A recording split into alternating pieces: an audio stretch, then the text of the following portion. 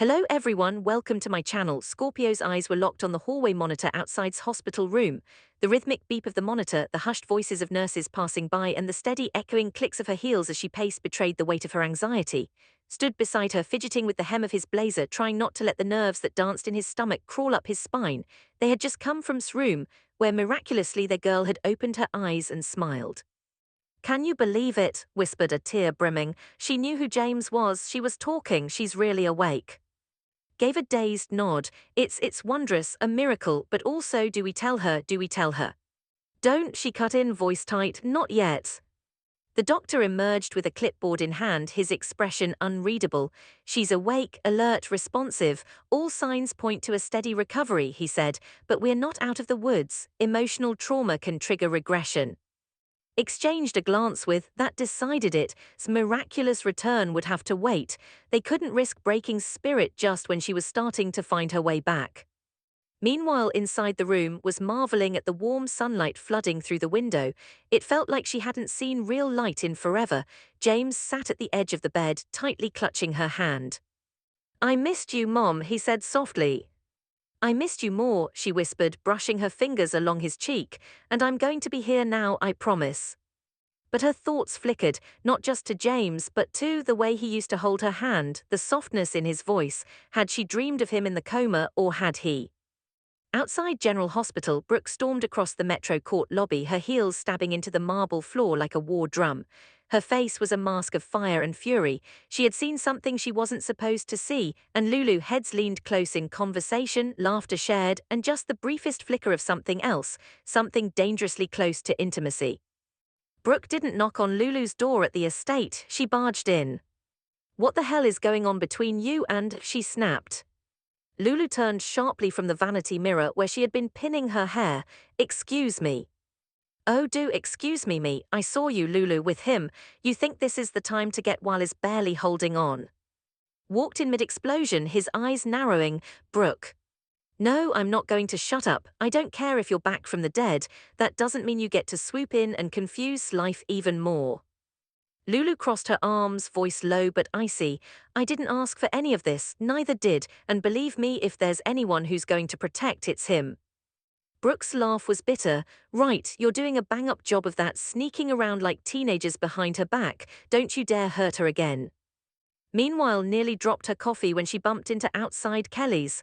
"God, you're real," she said, blinking. "I still can't get used to it." He smiled faintly. "You always knew how to make an entrance." She shook her head. No, you don't get to charm your way through this. Last I heard you were dead, and now you're cuddling up to Lulu like this is some kind of soap opera." He winced. "That's not how it is." "Oh," she challenged, "because the way Brooke is storming around, it sounds exactly like that." Sighed and glanced away. "So wake." Blinked, startled. "What?" "She woke up this morning, talked to James, she's remembering things." The storm's expression softened. "That's incredible." "Yeah," he whispered, "it is, but it makes everything more complicated." Jones sat with a storm brewing in his chest. His conversation with Baldwin had unearthed something ugly and undeniable. He had heard and Marco plotting, something involving his name, his trust, his heart, and it all sounded like betrayal. "I can't stay here," confessed, voice hoarse. "I need to get out of this house." Squeezing his arm. "Then do it, get your things and go, don't give them the satisfaction of watching you unravel." Knew she was right, but walking away from someone you loved, no matter how deeply they had wounded you, was the hardest kind of pain. Elsewhere in Port Charles, cornered Marco in an empty hospital corridor. Her expression was a dagger wrapped in a smile. "You think you're clever, don't you?" she said quietly. Marco arched an eyebrow. "You're going to have to be more specific." "Oh, don't play coy, I know about you and I know you're setting up for a fall. You think you're going to walk away clean, but here's a warning: when this blows up, and it will, you'll be the one left standing in the rubble." He smirked. "You don't scare me." "You should," replied, then walked off, heels echoing like a gavel of. At that same moment, Lucy had traded her pride for performance. She stood at its door, all sugar and regret. "I was too hasty," she murmured, eyes wide and moist. "I shouldn't have stormed out." Narrowed his eyes but stepped aside to let her in. She was playing the long game, and inside her heart she was already laying the trap.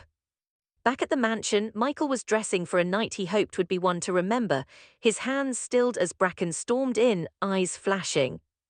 "When were you planning to tell me?" she demanded. He turned, caught off guard. "Told me about your deal with Willow, the custody agreement, the weekends, the overnights, do I even matter?" Michael stepped forward, reaching for her hand.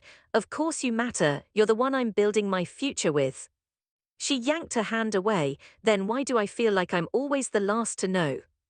He paused, then gently said, "Because I'm still learning how to balance all this, but tonight is just us." He held out a dress box and watched her anger flicker with surprise. "Happy Valentine's Day," he murmured. Slip quivered, and after a long silence she took the box. The dress was a deep crimson silk that shimmered like the promise of something new, held it in her hands, the weight of it grounding her emotions. Michael's eyes searched hers, silently pleading for a reset, just the two of them, no secrets, no distractions, no ghosts of custody battles or ex-wives. She finally looked up. "You better have made dinner reservations somewhere with real silverware," she muttered. Michael chuckled, stepping closer. "It's Port Charles' finest, candlelight wine, a table by the window." Her smirk was reluctant, but it was there. "You're lucky you're charming." He leaned in, whispering against her temple, "I'm luckier that you haven't walked away." In the kitchen, stood quietly by the counter, pretending not to notice the tension in the house. She stirred a pot of marinara sauce, but her eyes drifted constantly toward the front hallway, where Brooke stormed back in. Brooke said carefully, "You're home early." Brooke slammed her purse down. "I need a drink." Reached for a bottle of wine. "What happened?" Lulu and together, like they're writing fan fiction about their own lives. Blinked. "Wait, West." "Yes, that West," Brooke snapped. Wakes up from a coma and suddenly her not-so-dead ex is back, sniffing around her best friend. Set the wine glass down gently. "Honey, you might want to take a breath before you combust." "I don't want to get hurt, she's been through enough, and if's heart is split between two women she needs to know. I'm not going to sit back and let her walk into a blind heartbreak." Touched her daughter's hand, "Then tread carefully, there's a difference between protecting someone and setting a fire you can't put out." Brooke, though her jaw remained tense. Elsewhere inside General Hospital, sat at's bedside while excused himself to take a call, had fallen into a light sleep again, the exhaustion of consciousness still heavy on her. Stared at her daughter, brushing a strand of hair away from her forehead. "You're back," she whispered, "and I don't know what I did to deserve that miracle, but thank you." Her phone buzzed. It was Anna. Anna said, "I just heard, awake." His voice cracked. "Yes, she is." "That's wonderful news, but are you going to tell her about?" Hesitated, eyes flickering to the closed door. "Not yet, I don't want to risk her recovery, but soon she deserves the truth." As Anna signed off, returned, looking deeply conflicted. I just spoke to," he confessed. Blinked. "He's here at the hospital." "No, but he's not hiding anymore, he wants to see her." Swallowed hard. "Tell him to wait a little longer." Across town, stood in a cold silence outside Kelly, watching Marco slip into the shadows near. Her suspicions had reached a boiling point. She pulled out her phone and made a call. "Jordan, I have information you'll want to hear. It's about Marco and trust me, it's big." Jordan's voice on the other end was sharp and immediate. "I'm listening." Inside, packed his bag in silence. The room felt colder than usual, the castle's dark walls now pressing in on him like a sentence he hadn't signed up for. Every picture frame felt fake, every memory tainted. As he upped the duffel, walked in. "No," said firmly, not turning around. "Whatever it is, don't." "I was going to tell you." "When?" spun, eyes brimming. "When I found out from someone else, when I walked in on you and Marco playing puppet masters with my life." Went pale. "It's not what you think." "It never is," grabbed his keys. "I hope whatever game you're playing was worth losing me." And with that he was gone. Back at's penthouse, Lucy's charm was in full bloom. She laughed at his jokes, touched his hand, made a show of understanding his complicated life, but every smile was sharpened with intent. When excused himself to take a call, Lucy quietly slipped a tiny recording device behind a vase on the mantel. "Let's see what you're really up to," she muttered under her breath. Later that night, the Metro court buzzed with Valentine's Day energy. Candles flickered, glasses clinked, and Michael held her hand as she took in the view. "I don't remember the last time I felt this calm," she murmured. "That's all I want for us," Michael said. "No more surprises, no more hidden truths." Just then Brooke walked in, saw them, and headed straight to the bar. She needed something stronger than wine.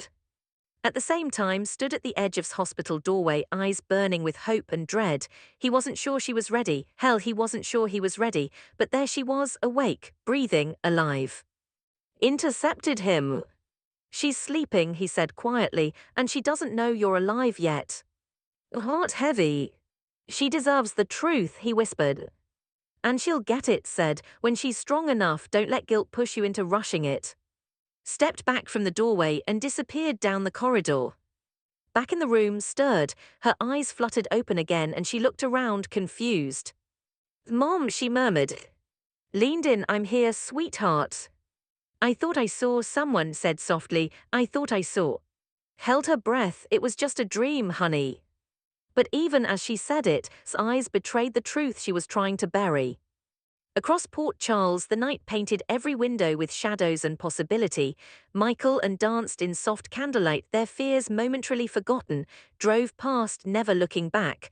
Lucy sat outside's penthouse, watching the security footage she had synced to her phone. And stood in the parking lot of General Hospital, gazing up at the building that held's future. He wasn't sure where he fit into it anymore, but one thing was certain, was awake, and the next chapter of their story was about to begin.